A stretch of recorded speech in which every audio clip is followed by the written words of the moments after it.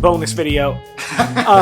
So I'm over here at Jeffrey Lee's, and he told me wasn't going to buy any more records. This has been going on for years 2.5 months with me saying that I'm backing off. I'm not going to just keep buying records anymore. Every time I talk to Jeffrey Lee, he's like, I'm not buying any more records. Got records everywhere. I'm burned out on all these reissues. I got records over here. I'm done with music. This is done. Right? Yeah, I can't buy another Blue Note. Then he sends me an email. Check out these Blue Notes. I'm like, all right. Yeah, so here's all the records I didn't buy. Yeah. So Jeffrey's going to show some records. He's got a fat stack here. Yeah. All right, let's just jump in. Let's not bore people. Yeah. As one does, I'm a Tom Petty fanatic, so I bought the Angel Dream thing, which is the soundtrack. Yeah, is this just the black one? This is, Okay, so it's not the RSD. Yeah, I'm not fancy. Okay, yeah, but for all intents and purposes, this is a great sounding record, though, right? It is. This is the alternate version of the She's the One soundtrack. It's just sound quality wise, if you're interested in that sort of thing, it's just as good as all the stuff they've been doing recently. Okay. And great music. If you're a Tom Petty fan, you got to have it. Which, if you're not a Tom Petty fan, what are you? Why are you watching? What are you watching this for? Oddly enough, I found a really nice condition Nina out in the wild recently.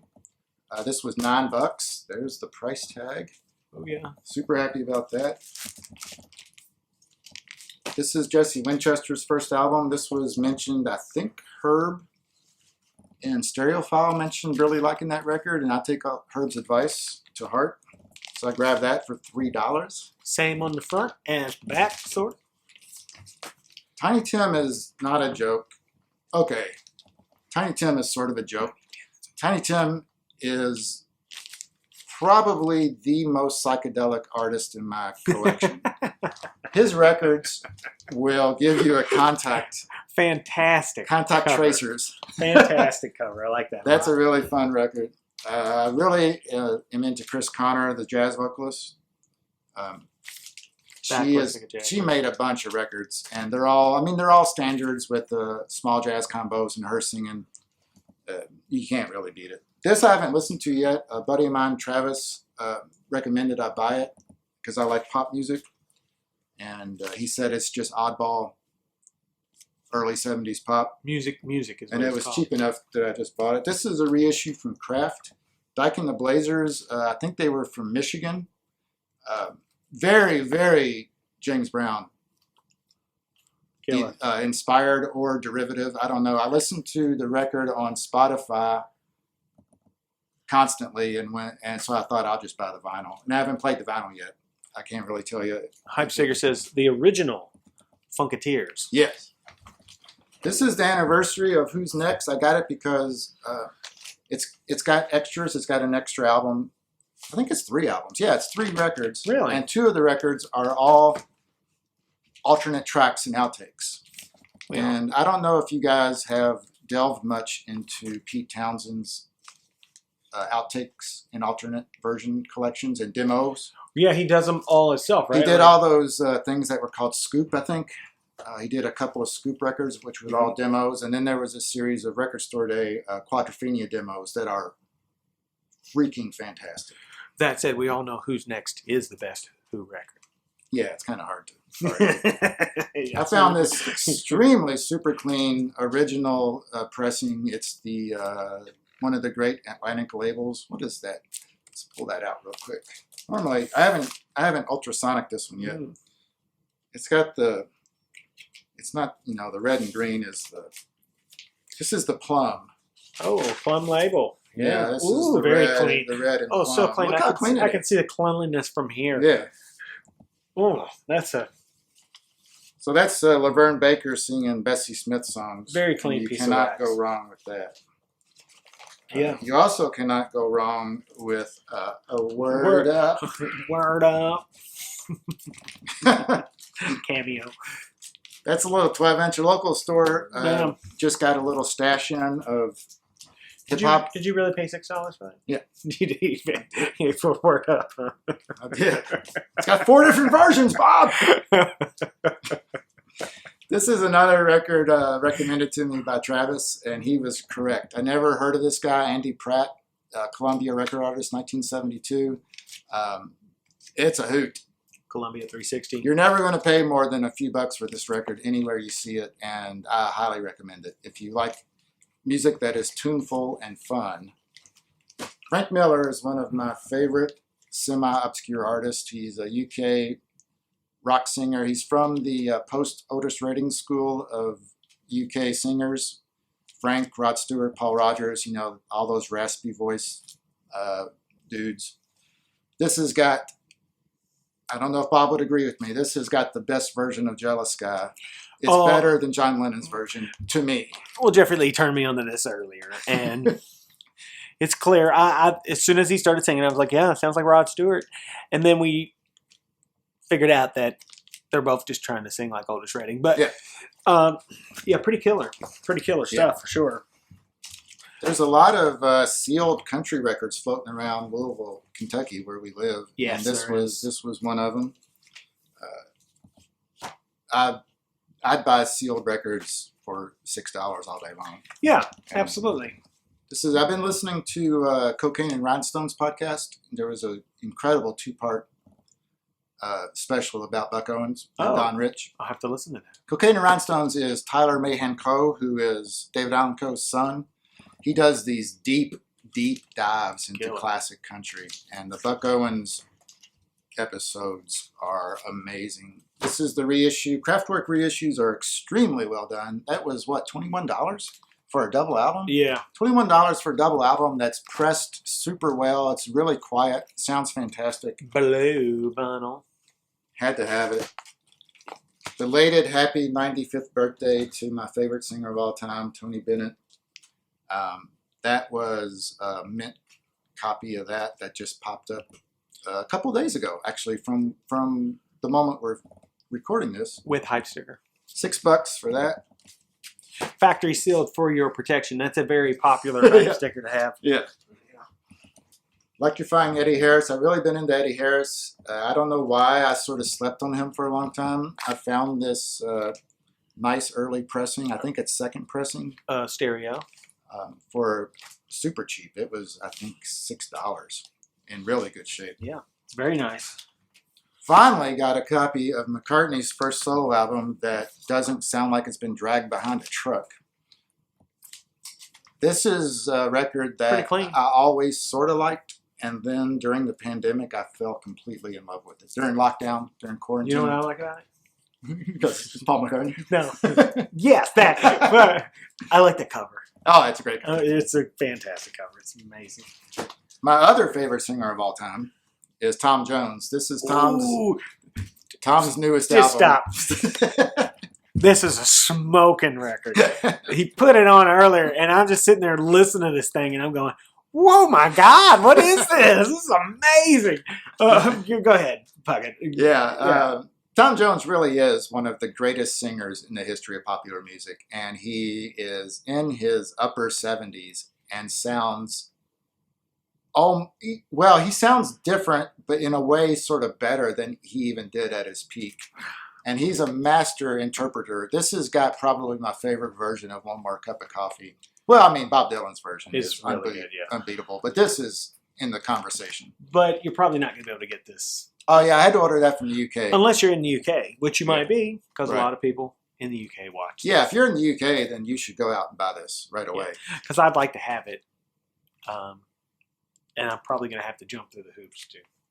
Maybe at this point. I ordered it, of course, the day it came out. Because that's how I roll, Bob. Yeah. This is not the RSD version of Open and Close. They've put out an extremely affordable version on black vinyl, $20. I haven't listened to it yet. It's a killer record. But it's a great record. I've listened to it digitally because who is going to be able to buy it for $1,500 before? Yeah, this is a rare and hard to find record. Yeah, it's really great. Mm-hmm.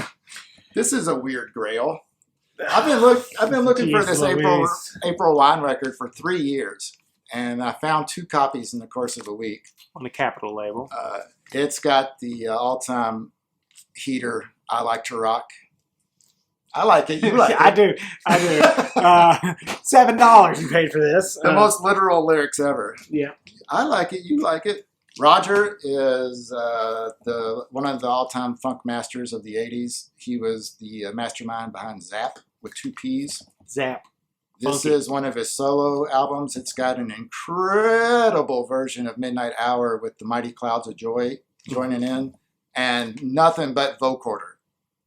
It's so incredible. I'll be looking at that tonight. This one I'm going to skip because that was kind of bad. This is a fairly hard to find Buck Owens record. Again, I bought this because of that podcast. A horrible but strangely attractive cover. Yeah, I like the cover. It looks like a bootleg, but this is the cover. I think that cover's cool. The title track is a great Halloween song, and it's the only Halloween song on the record. It's a monster holiday. Mongol Santa Maria. This dude did a lot of Afro-Cuban, Latin kind of stuff. This is a super jam party record. If you're ever throwing a party for people who are original old school hipsters, maybe they even wear a beret, put that record on and they'll lose their minds. I don't believe in guilty pleasures as a concept, although I kind of also think it's a great concept. This first album from the Gin Blossoms is one of my favorite records from the 90s. Yeah, Hey Jealousy. Everybody knows the track. Oh my gosh, this has got so many good songs on it. Allison Road. It's so stupid. As soon as I saw it, the first thing I thought, we can drive around this hill, let the cops chase us around. Jesus. This was another sealed Mickey Newberry. It's a live album. Clean. Yep. Eddie Harris, Come On Down. This is his 70s period where he was super funky. You're on an Eddie Harris kick, huh? And these two are new-ish. I don't know if this Bobby Lee character is a current artist or if this is just a reissue of something. I think he's probably was a little bit ahead of his time. It's very ambient. Cool looking. They're like lo-fi, homemade ambient music. Tompkins Square. Tompkins Square is a really good label. And this dude, Travis Linville, he's brand new. This is his new album, I'm Still Here. I think this song, I'm Still Here, is my favorite song of 2021. Travis is going to, I think, eventually be discovered by NPR and be a giant star. Black Mesa Records. Yeah, all his stuff is currently either on ultra small run labels or sort of small run labels. Produced by J.D. McPherson. Yes, it's a crazy good album. Yeah. And those are all the records I swore I wasn't buying. That's not all the records that you swore you wouldn't buy. Oh, that's right. There's one more. I bought this, as one does. As one does. I was one of the unlucky few who ordered too soon and got one of the defective ones. And the customer service experience with acoustic sounds was probably the best I've ever had. Well, you already have your new copy. They not only pressed up fresh vinyl for everyone, that is flawless, but my jacket was a little oversized, which was a second issue with this. Right.